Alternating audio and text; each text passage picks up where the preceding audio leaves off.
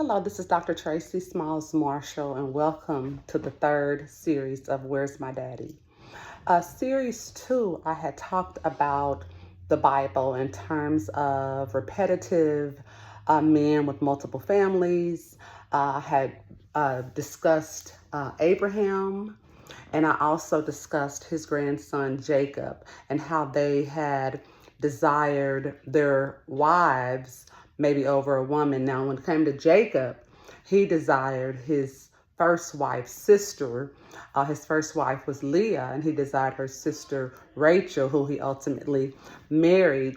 And in that desiring, I had talked about how sometimes men with multiple children, with multiple babies, mothers, or BMs, or what have you, tend to treat certain groups of children according to their feelings or their vibes with the moms. I'm not saying that's all, but I'm just speaking in generalized terms. And so what I want to say is, I know sometimes men will say when it has to do with the moms, and we know that some mothers can make that journey difficult. But I want to pivot a little bit on Where's My Daddy? I want to talk to the women today, the moms today, who hold their children from their fathers, particularly fathers who want to be involved, particularly fathers who want a relationship with their children.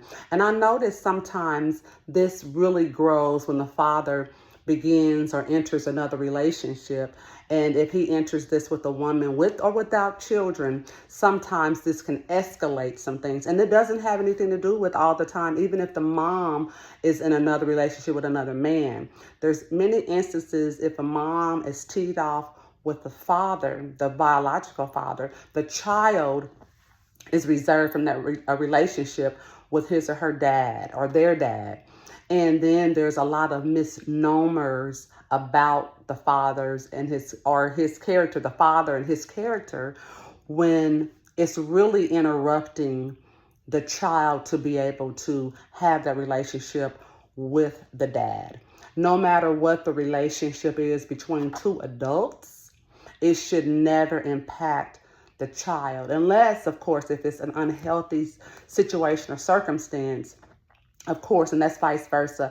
It's not healthy for a father to down the mother. Whatever is going on with the two adults should be worked out. Now, that doesn't mean, in my opinion, some transparent conversations may need to be had with the child, particularly depending on the child's developmental age, just where it's appropriate conversation, because I come from a lens that children should not be misled either. So therefore, if a parent is not showing up or not doing their part, or if a mom is withholding a father, I think at some point there needs to be some conversation and some accountability, because too many children are drugged into adult madness, and then that sways that child. And then we're talking about generational patterns. If we look at Abraham and even, going to Isaac, and how Isaac had his favorite, even though he was with Rebecca, but they had the twins, Esau and Jacob, where Isaac favored Esau, Rebecca favored Jacob, just that division, that divide. And so to go back to men with multiple children, with multiple women, being able to create a family, because after all, these children are your lineage.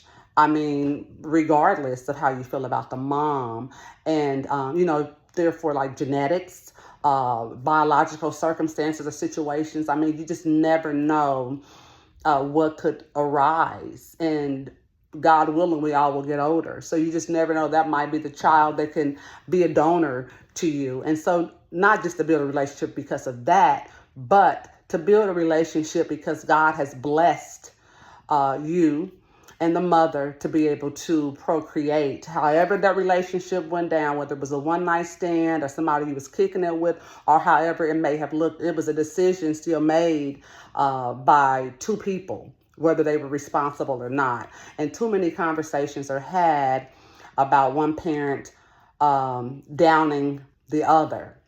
And I think it just needs to be some maturity, some development, especially as we get older. And if we have children that are in that situation, then that's where we come in as parents or aunts, uncles, or whatever the case may be, and offer some wisdom. And sometimes that's uncomfortable because we don't want people to be angry. But if they bring it to you, and we're talking about being straight up honest about generational, when I say wealth, I'm talking about mental wealth, physical wealth, financial wealth. But in terms of this conversation, generational mental wealth and building that legacy and that lineage, because it harms everybody when the family is divided. It begins to sow a seed of discord. And we have too much of that going on. We see it in the Bible as an example, but we also see the redemption of Christ. And so that should be our ultimate goal. Thank you for joining.